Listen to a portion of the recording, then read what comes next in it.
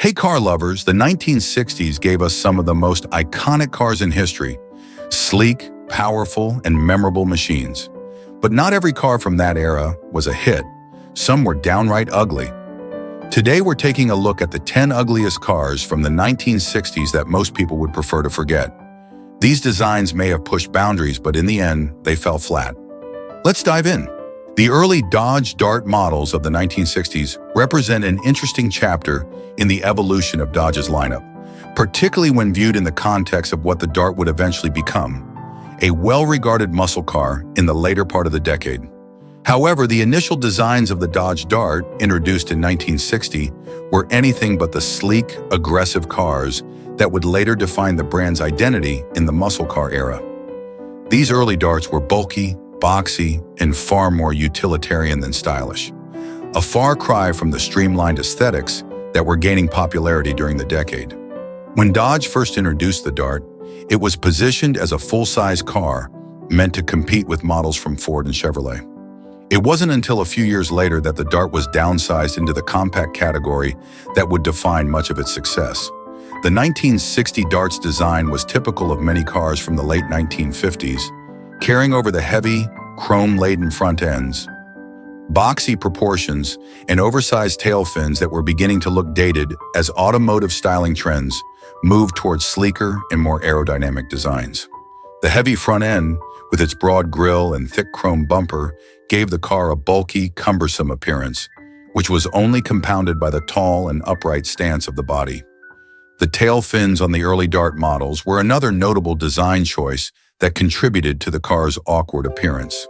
While tail fins had been all the rage in the late 1950s, by the time the Dart was introduced in 1960, they were beginning to fall out of favor. Instead of looking futuristic, as they had a few years earlier, the Dart's tail fins seemed like a relic of a bygone era, out of sync with the more modern, flowing lines that were starting to define car design in the 1960s. The fins weren't subtle either. They jutted out from the rear of the car, giving it a disproportionate look that was neither sporty nor elegant. In addition to its ungainly styling, the early Dodge Dart models suffered from a lack of the performance and driving excitement that would later become synonymous with the name. The initial Darts were more about practicality than power, with engine options that were serviceable but not particularly thrilling. The base models were powered by inline six-cylinder engines that offered decent fuel economy, but lacked the punch to make the Dart a standout in terms of performance. Even the V8 options available at the time were more focused on delivering smooth, reliable driving, rather than the kind of raw power that would come to define the muscle car era. The boxy, utilitarian design of the early Dodge Dart also meant that it struggled to capture the kind of youthful, aspirational buyers that were increasingly drawn to sleeker, more stylish cars. Competitors like the Ford Falcon and Chevrolet Corvair, while also compact cars, offered more modern designs that resonated with the changing tastes of American car buyers. The Dart's heavy proportions and outdated styling made it look like a car built for practicality, not for fun, and this hurt its appeal in the marketplace. It wasn't until a few years later that Dodge began to refine the Dart's design and performance, setting it on the path to becoming a memorable name in the automotive world. By 1963, Dodge had downsized the Dart and shifted it into the compact car segment, where it found a more fitting niche. The design became more streamlined, with smoother lines, a lower stance, and a more cohesive overall look. The awkward tail fins were replaced with a cleaner, more modern rear end, and the car's overall proportions were adjusted to give it a more balanced appearance. These changes helped transform the Dart from a clumsy, boxy, full-size car into a nimble and sporty compact that appealed to a wider range of buyers. By the mid-1960s, Dodge had also introduced more powerful engine options for the Dart, including V8s that offered the kind of performance that muscle car enthusiasts would come to love. The Dart GT and later Dart Swinger models brought more aggressive styling and performance to the lineup, solidifying the Dart's reputation as a legitimate contender in the burgeoning muscle car market. It was this combination of streamlined design and improved performance that ultimately made the Dart something worth remembering, a stark contrast to the uninspired early models. In hindsight, the early 1960s Dodge Dart models were a far cry from the muscle car legends they would eventually inspire. These initial designs were boxy, heavy, and lacked the aesthetic appeal of the decade's more popular cars. The Dart's bulky front end, awkward tail fins, and uninspired performance made it more of a practical vehicle than an exciting one, and it took several years for Dodge to figure out how to turn the Dart into a car that people would truly admire. The Triumph Herald, introduced in 1959 by the British automaker Standard Triumph, was an ambitious attempt to create a versatile, easy-to-maintain car for the masses. While the Herald succeeded in some respects, particularly in terms of mechanical innovation and flexibility, the car's design was far less celebrated. Its modular construction was a key selling point, allowing easy access for repairs and enabling different body styles like coupes, sedans, and convertibles. However, despite this innovative approach, the Triumph Herald's angular, uninspired bodywork and awkward proportions made it one of the more visually unappealing cars of its time. While it had its merits, especially in the European market, the Herald's design flaws left much to be desired, both in aesthetics and overall balance. One of the main reasons the Triumph Herald's design seemed off was its narrow frame and tall, boxy profile. In an era when automakers were increasingly focused on streamlining and sleek aerodynamic lines, the Herald stood out for its rigid, upright stance. From the front, the car's narrow track and tall fenders made it look particularly unbalanced, almost as if the design team had struggled to fit the components into an overly constrained space. The headlamps were set wide apart, accentuating the narrowness of the grille, and the boxy hood seemed to float awkwardly above the front wheels. This combination gave the Herald an ungainly, top-heavy appearance that many found unattractive, especially in comparison to the more elegant and curvaceous cars of the period. The Herald's proportions also contributed to its odd look. The body panels were flat and angular, lacking the kind of flowing lines that characterized many cars of the late 1950s and early 1960s. The car's relatively short wheelbase combined with its tall stance made it look almost toy-like, with an unbalanced silhouette that lacked the graceful proportions seen in competitors like the Mini or the Ford Cortina. The angularity of the body was further emphasized by its sharp, right-angled roofline and squared-off rear end, which added to the overall sense of awkwardness.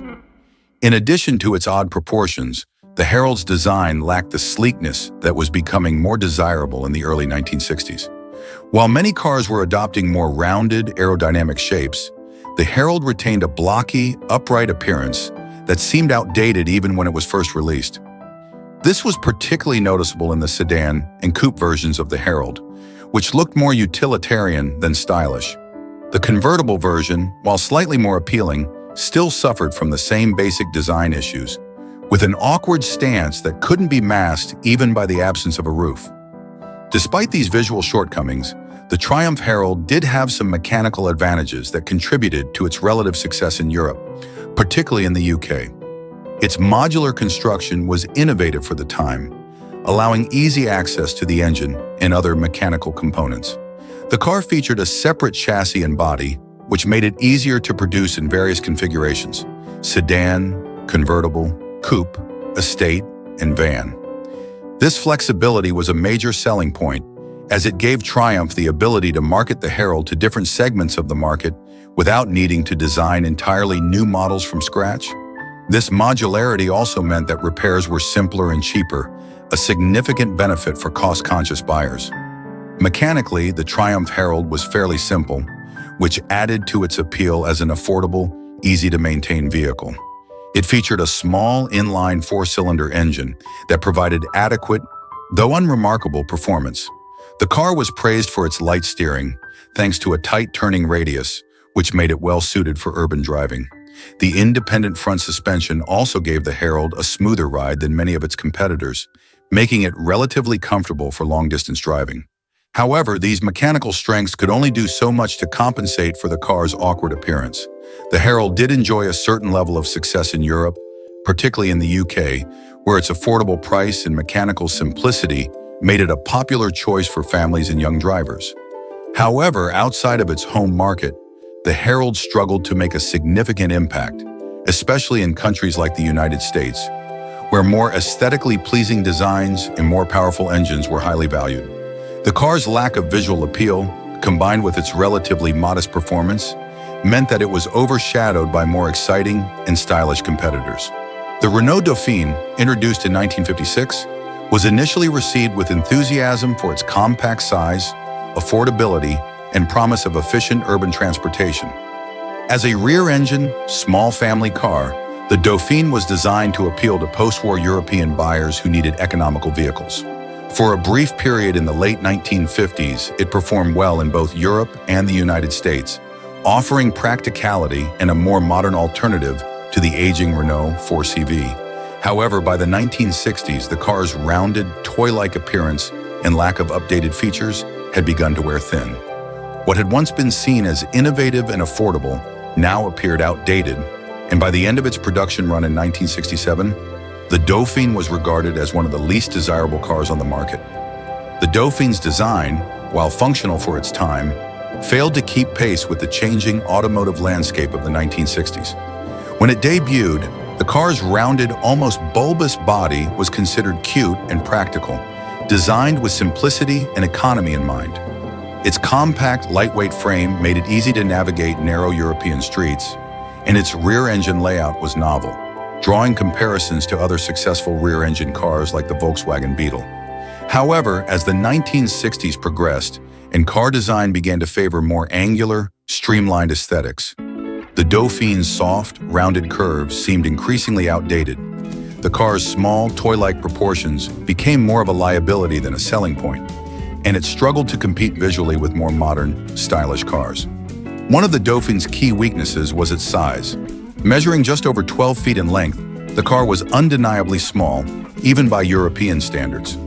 While this compactness was practical for urban environments, it left the Doofen feeling cramped and underwhelming, especially in markets like the US, where larger, more powerful cars were in demand. The car's diminutive size and rounded, almost bubble-like shape made it look more like a scaled-up toy than a full-fledged automobile, a comparison that would ultimately harm its reputation, particularly as consumers began to expect more from their cars in terms of both space and style. The Doofen's design also lacked the refinement and modern features that were becoming standard in the 1960s. Its interior, while functional, was Spartan, with minimal comfort or luxury features. The dashboard was basic, offering little more than the essential gauges and controls. By the mid-1960s, car buyers were increasingly looking for vehicles that provided more than just basic transportation. They wanted cars that offered style, performance, and comfort. The Doofen, with its bare-bones interior and lack of modern amenities, simply couldn't compete with more advanced rivals that were beginning to offer features like power steering, air conditioning, and more spacious interiors. Mechanically, the Renault Doofen was also underpowered, especially by the standards of the 1960s. Its 845 cubic centimeter inline-4 engine produced just 30 horsepower, which was sufficient for city driving, but left the car struggling on highways or steep inclines. Acceleration was sluggish, with the Doofen taking an excruciating 30 seconds to reach 60 miles per hour. This lack of power, combined with the car's small size, made it feel less like a serious automobile and more like an oversized scooter. While the car's fuel efficiency was commendable, its weak engine and lackluster performance further diminished its appeal, especially as more powerful, faster cars became available at affordable prices. Another issue that plagued the Doofen was its build quality and reliability. Over time, the car developed a reputation for being fragile and prone to breakdowns. The rear engine layout, while innovative, contributed to poor weight distribution, making the car difficult to handle in certain driving conditions, especially in wet or icy weather. The Doofen's soft suspension also led to significant body roll during cornering, further diminishing its driving experience. As more reliable and better performing cars entered the market, the Doofen's shortcomings became even more apparent, and its reputation suffered as a result. By the 1960s, it was clear that the Renault Doofen was struggling to keep up with modern expectations. While it had been a popular and innovative car when it first launched, its design had aged poorly. Its small, rounded body no longer appealed to buyers who were increasingly drawn to more stylish, streamlined vehicles. The car's lack of performance and features, coupled with its reputation for poor reliability, made it one of the least desirable cars on the market by the end of its production run. Even Renault's attempts to update the car, such as the introduction of the slightly sportier Doofen Gordini model, were not enough to overcome the fundamental issues with its design and engineering. Citroen has long been recognized for its daring and unconventional approach to automotive design, and the Citroen Ami6, introduced in 1961, is a prime example of this. The Ami6's eccentric styling was unlike anything else on the road at the time, characterized by a distinctive reverse-raked rear window, angular lines, and a boxy front end. While the car had a certain charm for a niche audience in France, its polarizing design earned it a reputation as one of the ugliest cars of the 1960s. For all its quirks and innovations, the Ami6 remains a polarizing figure in automotive history, admired for its audacity but widely criticized for its awkward and ungainly appearance. One of the most striking features of the Ami6 was its reverse-raked rear window, a design choice that set it apart from nearly every other car on the market. Rather than sloping downward like a traditional rear window, the Ami6's window sloped inward toward the cabin. This unusual feature had a practical reason behind it. Citroën wanted to maximize interior space in the rear of the car while keeping the overall vehicle length compact. The reverse-raked window also kept rain off the glass when the car was parked. However, despite these functional benefits, the design was visually jarring. The sharply angled window disrupted the flow of the car's lines, making the rear end look disjointed from the rest of the vehicle. It was a design choice that, while innovative, was simply too unconventional for most buyers' tastes. The car's front end was equally peculiar. The Ami6's narrow, boxy grille and rectangular headlights gave the car a rather blunt and uninspiring face.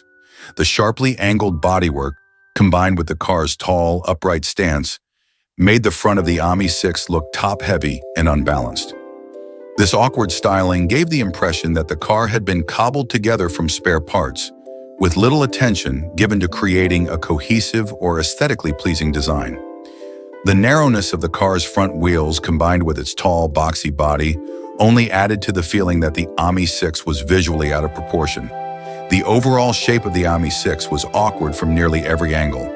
The angular roofline, combined with the reverse-sloping rear window, gave the car a strange, almost cartoonish silhouette. The flat sides and slab-like doors did little to break up the visual bulk of the design, making the car look boxy and ungainly. In an era when many automakers were moving towards sleeker, more streamlined designs, the Ami6's sharp edges and unusual proportions seemed like a step backward. The car's odd shape and quirky design language made it stand out, but not necessarily in a good way. Despite its polarizing design, the Ami6 did manage to cultivate a loyal following in its home country of France.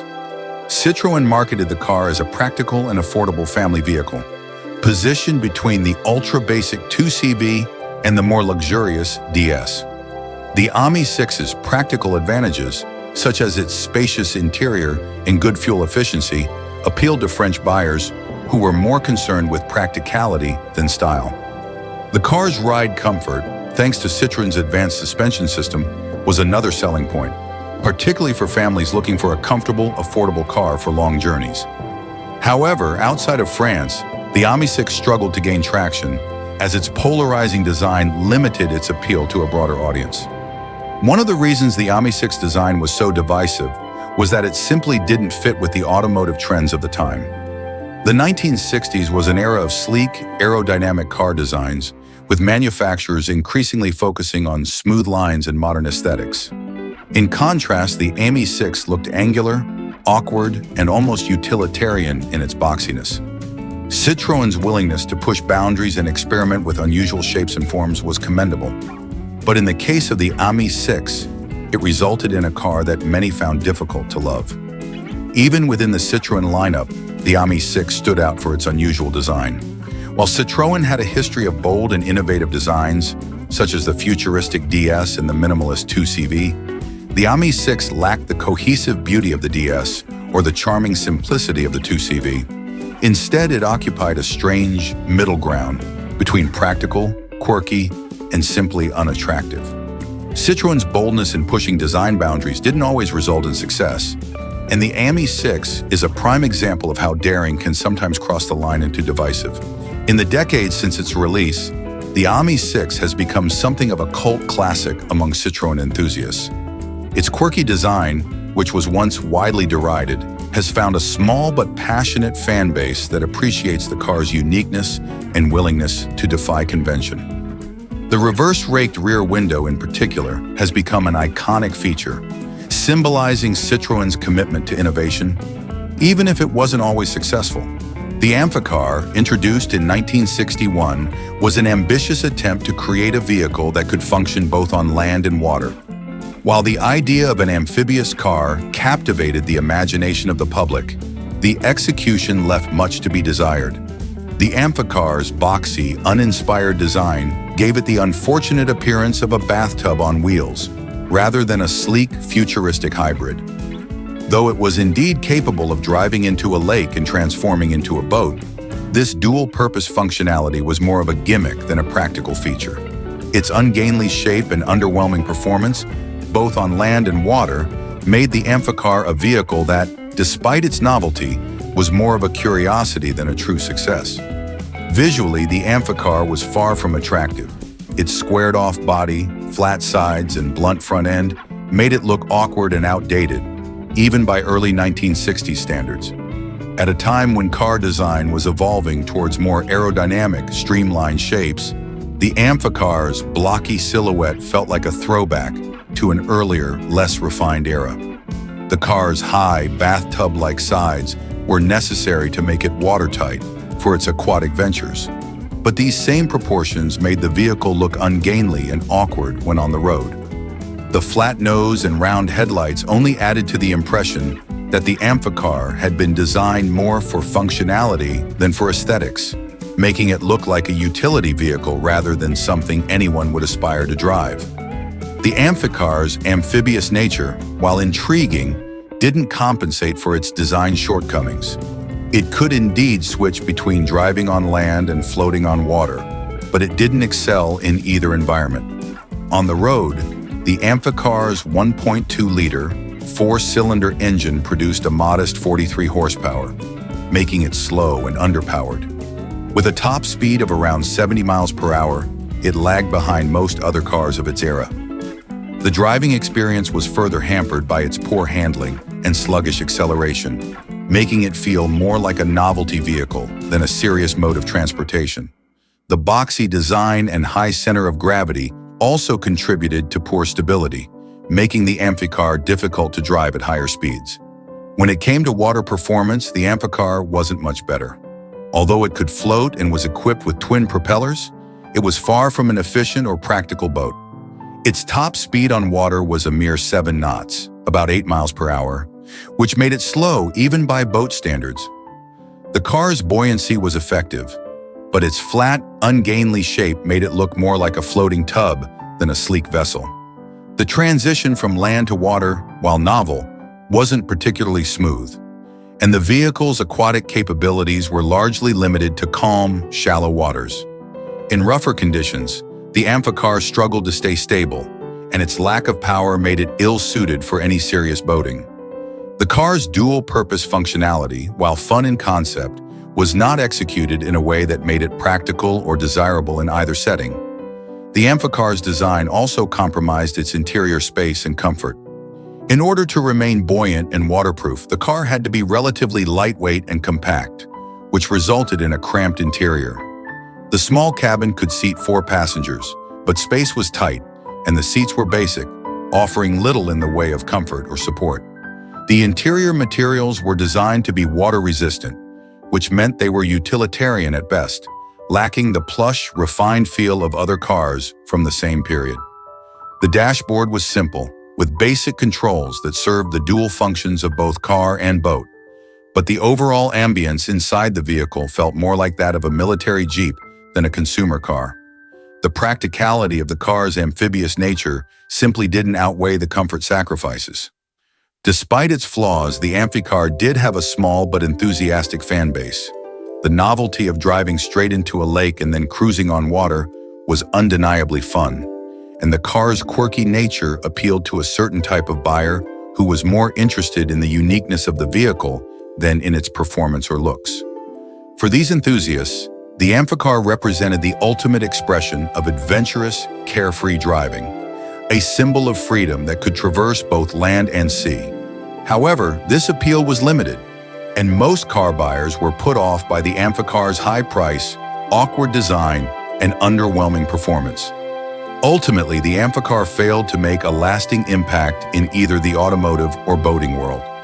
Only about 4,000 units were produced during its brief production run, and the car was plagued by a reputation for being slow, unreliable, and impractical. While it remains a fascinating footnote in automotive history, the Amphicar's shortcomings in both form and function ensured that it never gained widespread popularity. The Subaru 360, introduced in Japan in 1958 and later brought to the US market in 1968, was Subaru's first mass-produced car. Often referred to as the people's car due to its affordability and compact size, it was designed to provide basic transportation for the average family. However, despite its practicality, the Subaru 360's appearance was undeniably unattractive. With its tiny dimensions, rounded body, and bug-eyed headlights, it was frequently likened to an insect, and its strange proportions made it look more like a toy than a serious automobile. When it arrived in the United States, where cars were typically larger and more powerful, the Subaru 360 struggled to win over buyers and quickly gained a reputation for being one of the ugliest and most impractical cars on the market. The most noticeable aspect of the Subaru 360 was its unusual shape. The car's compact, almost cartoonish design was driven by Japan's strict kei car regulations, which dictated that cars had to be small and lightweight to qualify for tax breaks. As a result, the 360 measured just over 10 feet in length and weighed less than 1,000 pounds. While this made the car incredibly easy to maneuver in Japan's crowded cities, it also gave the vehicle an odd, bug-like appearance. The car's rounded body, paired with its diminutive size, made it look almost fragile, as though it could be crushed by the larger, more substantial cars dominating the roads in other parts of the world. The 360's proportions, with its stubby front end and sloping rear, only heightened this impression, further reinforcing its toy-like aesthetic. The car's headlights were another key feature that contributed to its insect-like appearance. The large, round, bug-eye headlights protruded from the front of the vehicle, giving the Subaru 360 an expression that seemed almost comical. While this design element was practical in providing good visibility for nighttime driving, it did little to help the car's overall look. Instead of appearing sleek or sophisticated, the headlights made the car look like a child's drawing come to life, furthering the perception that it was more of a novelty than a serious mode of transportation. This quirky design may have appealed to a niche audience in Japan, but in the US, where cars were expected to have more presence and authority, the 360's appearance was met with skepticism and ridicule. The Subaru 360's compact size also played a significant role in its failure to win over American buyers. In a country where bigger was often seen as better, the 360's tiny footprint made it look laughably small compared to the sprawling land yachts and muscle cars that were popular in the US during the late 1960s. The car's narrow width and short wheelbase gave it a top-heavy, unbalanced appearance, making it seem unstable even when stationary. While the 360 was nimble and easy to park, its awkward proportions made it look less like a practical family vehicle and more like a curiosity better suited for city streets or amusement parks. For American buyers used to spacious interiors and powerful engines, the Subaru 360 appeared severely underpowered and impractically small. Performance-wise, the Subaru 360 was as modest as its appearance suggested. Powered by a two-cylinder, 356 cubic centimeter engine that produced just 25 horsepower, the 360 could reach a top speed of around 60 miles per hour, but acceleration was sluggish, with the car taking over 30 seconds to reach 50 miles per hour. While this level of performance was acceptable in Japan, where the car's low price and fuel efficiency made it popular for short city trips, It was wholly inadequate for American highways, where higher speeds and more powerful engines were the norm. The 360's small engine and lightweight frame also made it feel underwhelming and fragile, further diminishing its appeal to American buyers who were used to more robust vehicles. The interior of the Subaru 360 was as bare bones as its exterior design, offering little in terms of comfort or features. The car's minimalist dashboard and basic seating emphasized its role as an affordable, no-frills vehicle. But this approach didn't translate well to a market that increasingly demanded more comfort, convenience, and style. The cramped cabin, designed for small families in Japan, felt claustrophobic by American standards, where larger, more spacious cars were favored. The 360's Spartan interior only added to the impression that the car was more of an oddity than a serious competitor in the U.S. market. When the Subaru 360 was introduced to the U.S. by Malcolm Bricklin, who believed that its low price tag would attract budget-conscious buyers, it quickly gained notoriety for all the wrong reasons. Consumer Reports famously labeled the car not acceptable due to its poor performance, lack of safety features, and subpar build quality. The Bond Bug, introduced in 1970, was a striking and audacious vehicle that sought to capitalize on the rising demand for small, economical cars in Britain. Designed by Tom Caron for the Reliant Motor Company, the Bug was immediately recognizable for its unusual wedge-shaped body, bright orange color, and three-wheel layout. While the car was intended to be a fun, futuristic, and affordable mode of transport for young drivers, its bold appearance and unconventional design quickly made it more of an oddity than a commercial success. With its toy-like proportions and impractical features, the Bond Bug remains one of the most peculiar cars to emerge from the 1970s, a vehicle that dared to be different but struggled to find widespread acceptance. The most defining feature of the Bond Bug was its wedge-shaped body, which was a radical departure from the more traditional designs of the era. The sharp, angular lines of the car gave it a futuristic, space-age look, but the proportions made it appear more like a concept car or even a child's toy than a serious vehicle. The bright orange paint, chosen to appeal to a younger demographic, only accentuated the car's toy-like appearance, making it impossible to blend in on the road. The Bug was designed to stand out, but its quirky design was often more polarizing than appealing. For many, the sharp angles and bold color made the car look like a gimmick, something more suited for a cartoon than for daily use. The Bug's three-wheel configuration further added to its unusual appearance and performance. With two wheels at the back and a single wheel at the front, the Bond Bug shared its basic chassis with the Reliant Robin, another three-wheeled vehicle that became infamous for its lack of stability. While the Bug was slightly more stable due to its low center of gravity, the three-wheel layout still posed a significant challenge when it came to handling, particularly during sharp turns. The single front wheel meant that the car was more prone to tipping than a four-wheeled vehicle, and while it was agile in city traffic, it struggled on more challenging roads.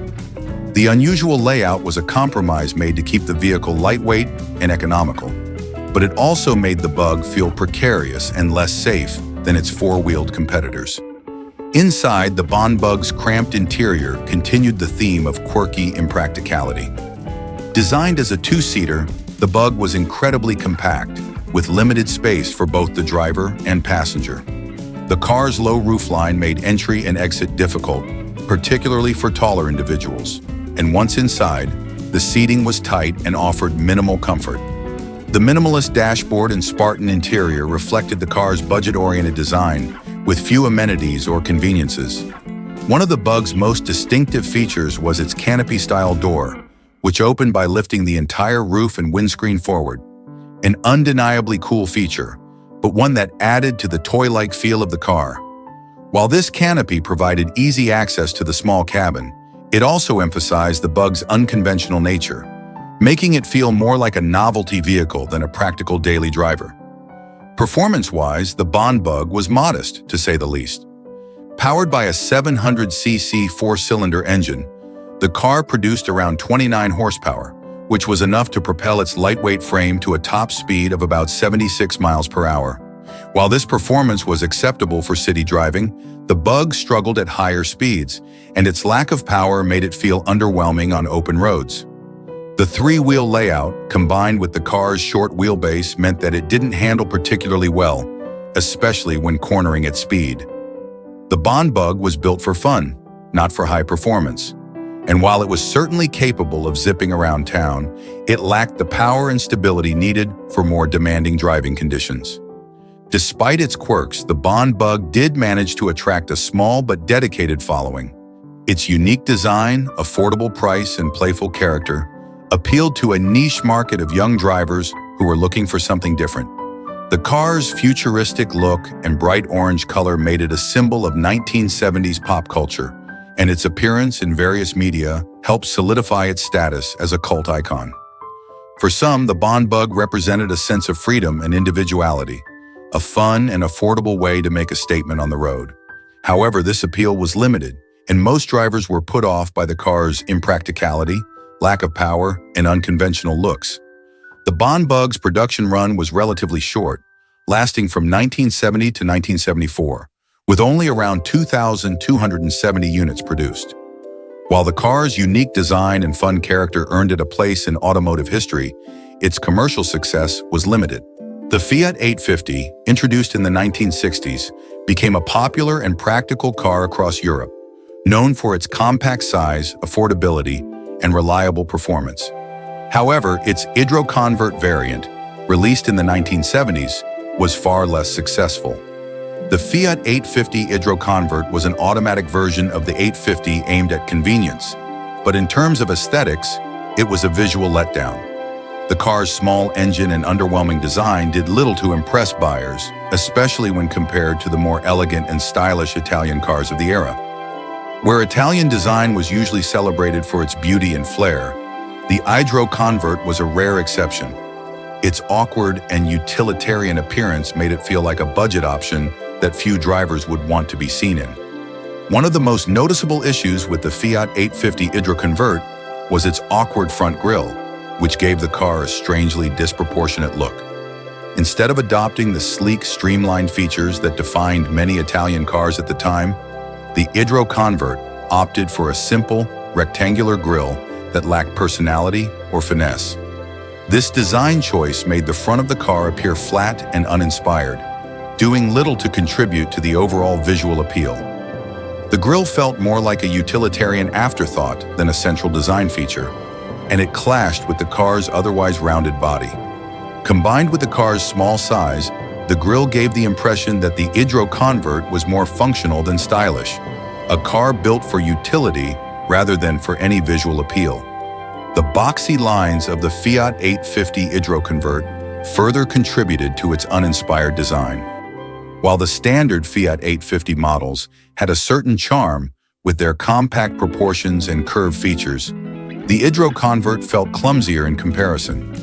Its squarish silhouette lacked the elegance or grace of other cars from the period, such as the Fiat 500 or the Alfa Romeo Giulia, which were known for their curvaceous, stylish shapes. The boxy lines of the hydro-convert gave it an almost utilitarian appearance, more like a car designed for function over form. It simply didn't embody the same spirit of Italian automotive design that had made other Fiat models so beloved. The minimalist design of the Fiat 850 hydro-convert didn't help matters either. While minimalism can often be an asset in car design, giving a vehicle a clean and timeless look, the hydro-convert's bare-bones aesthetic only served to highlight its budget nature. The car lacked the refined details or eye-catching elements that were typical of Italian automobiles, making it look plain and even a bit dull. Inside, the simplicity continued. With an interior that was functional but far from luxurious, the car was clearly designed for practicality, with little attention paid to the finer details that might make the driving experience more enjoyable. This stripped-down approach may have appealed to buyers on a tight budget, but it did nothing to inspire excitement or admiration. Another issue with the Fiat 850 hydro-convert was its performance, which failed to live up to the expectations set by other small cars from Italy. The car was powered by a modest 903 cubic centimeter engine, producing around 34 horsepower, barely enough to provide an exciting driving experience.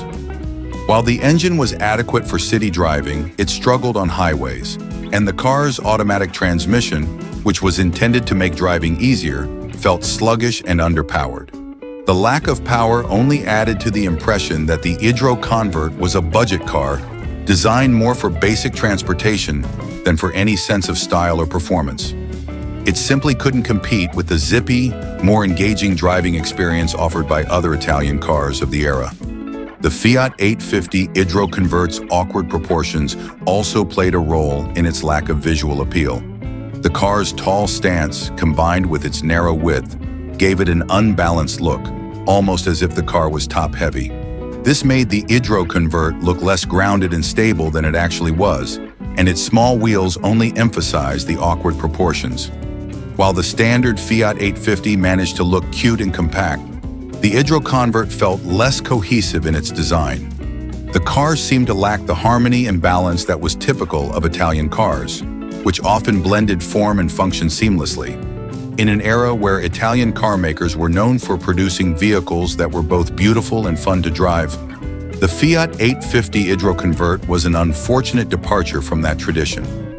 Its lack of style, combined with its unremarkable performance, made it a car that failed to inspire passion or excitement. It may have been practical and affordable, but it didn't have the flair that people often associate with Italian automobiles. The Idro Convert was, in many ways, a compromise, an attempt to create a small, automatic city car that would appeal to a niche market. But it lacked the charm and elegance that had made Fiat's other models so successful. The Hilman Imp, introduced in 1963 by the Roots Group, was conceived as a compact, economical car to compete with popular models like the Mini. While it offered some innovative engineering for its time, such as a rear-mounted engine and an all-aluminum block, the Imp's design was where it truly fell short. Its boxy, featureless exterior was uninspiring, and its plain, utilitarian appearance made it difficult for the car to capture the imagination of buyers. Even in an era when practicality was valued, the Imp's lack of aesthetic appeal was a significant drawback, preventing it from becoming a true standout in the competitive automotive market. At first glance, the Hilman Imp appeared unremarkable. The car's flat front, devoid of any defining characteristics, gave it a dull, almost anonymous presence on the road. Unlike the more iconic curves of the Mini or the Fiat 500, which had personality and flair, the Imp's design felt hastily put together, as if it were more concerned with function than form. Its straight lines and boxy profile lacked the fluidity and grace that might have given it a distinctive identity. While the Imp was compact and practical, its design conveyed none of the charm or charisma that could have made it an attractive option for buyers looking for something more than just a basic mode of transportation. One of the key issues with the Hilman Imp's design was its inability to keep up with the rapidly evolving automotive styles of the 1960s. Even when it was first released, the Imp's look felt dated. The boxy, utilitarian shape seemed more suited to an earlier era, and as the 1960s progressed, the car's conservative styling made it appear increasingly out of touch with the times. In contrast, competitors like the Mini and Renault 4 were designed with a sense of modernity and playfulness, which helped them capture the spirit of the decade. The Imp, however, clung to a design language that was far too plain, and it didn't appeal to the growing number of young, style-conscious consumers who wanted a car that reflected their individuality. The Imp's lack of character extended to its detailing, or rather, the lack thereof. There were no bold design choices or eye-catching features to break up the monotony of the car's exterior. The headlights, grille, and overall proportions were all understated to the point of being forgettable. While this simplicity may have contributed to the car's practical appeal, it also made it difficult for the Imp to stand out in a market filled with more visually engaging options. For drivers who wanted a car that made a statement, the Imp offered little in terms of personality or flair. It was simply too plain to leave a lasting impression. Despite its uninspired looks, the Hilman Imp did find a niche market in Europe, particularly among those who valued its practical features. The rear-mounted engine gave the car a surprising amount of interior space, especially in the boot, making it more practical than its size would suggest. The Imp's compact design made it ideal for navigating tight city streets, and its lightweight contributed to nimble handling. However, while these practical benefits were appreciated, they weren't enough to compensate for the car's lackluster appearance. The Imp was, in many ways, a vehicle that prioritized function over form, but in doing so, it missed the opportunity to create a more memorable or desirable aesthetic. The car's flat, uninspired front end was a particular sticking point in its design. The lack of curvature or distinctive features gave the Imp a rather generic face, one that failed to evoke any sense of excitement or innovation. In an era when many automakers were experimenting with bold, futuristic designs, the Imp's conservative approach made it look stagnant by comparison. The grille, headlights, and bumper all blended together in a way that was more utilitarian than artistic, and the overall effect was one of blandness. For a car trying to compete in a market where visual appeal was becoming increasingly important, this flat, featureless design made it difficult to attract attention. The boxy proportions of the Hilman Imp also contributed to its awkward and outdated appearance.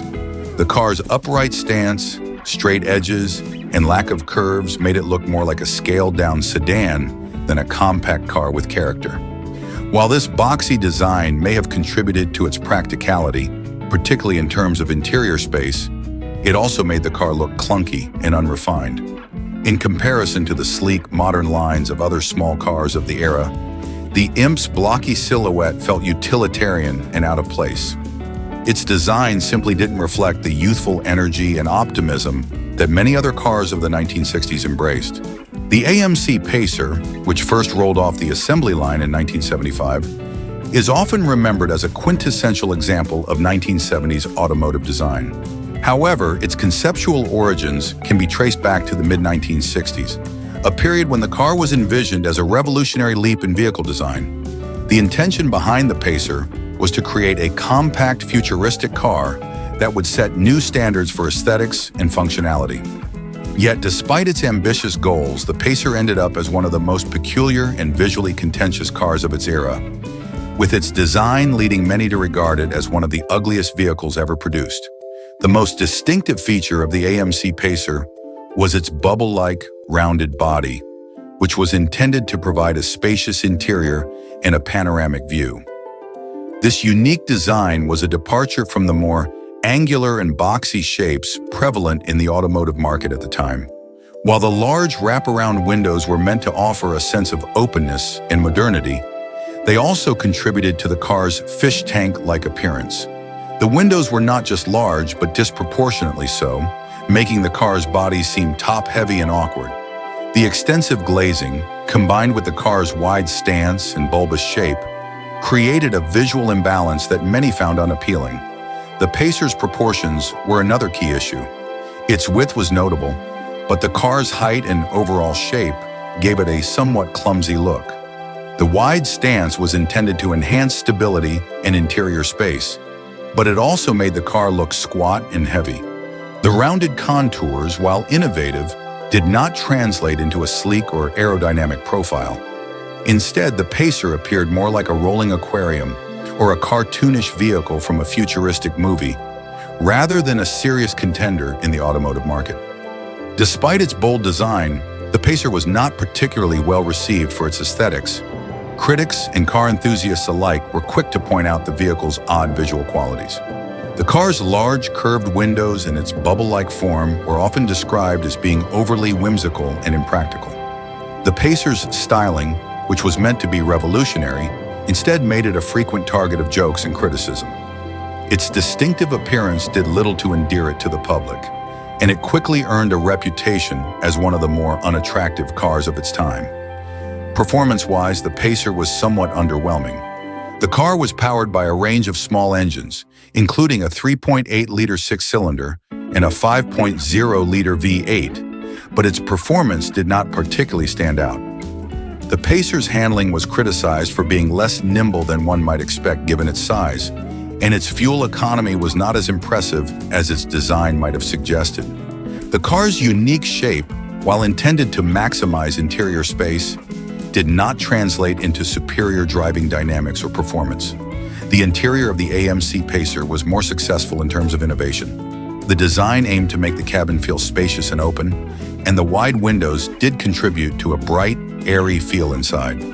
The Pacer's interior layout was unique, with features like a center-mounted instrument panel and a somewhat unconventional seating arrangement. However, these innovations did not fully compensate for the car's shortcomings in design and performance. The interior, while functional, was not enough to make up for the car's overall unappealing exterior. The Pacer's sales performance was mediocre, and it struggled to gain traction in the competitive automotive market. Despite its distinctive design, the car did not capture the imagination of buyers in the way that AMC had hoped. The Pacer's reputation for being aesthetically unappealing and its lackluster performance contributed to its limited success. While it did find a niche market and garnered some cult status, it never achieved the widespread popularity or acclaim that AMC had envisioned. In the end, the AMC Pacer's design is a testament to the ambitious, if misguided, efforts of the mid-1970s automotive industry to push the boundaries of conventional car design. The car's unique, bubble-like shape and large windows were intended to signify a leap into the future, but they instead resulted in a vehicle that many found to be visually awkward and impractical. The Pacer remains a notable example of how innovation in design does not always translate into success, and how some cars, despite their best intentions, become iconic for the wrong reasons. And there you have it, the 10 ugliest cars from the 1960s that nobody is clamoring to bring back. These cars might have had some redeeming features, but in terms of looks, they definitely missed the mark. Which one do you think takes the crown as the ugliest? Let us know in the comments below, and be sure to subscribe for more shocking car stories from history.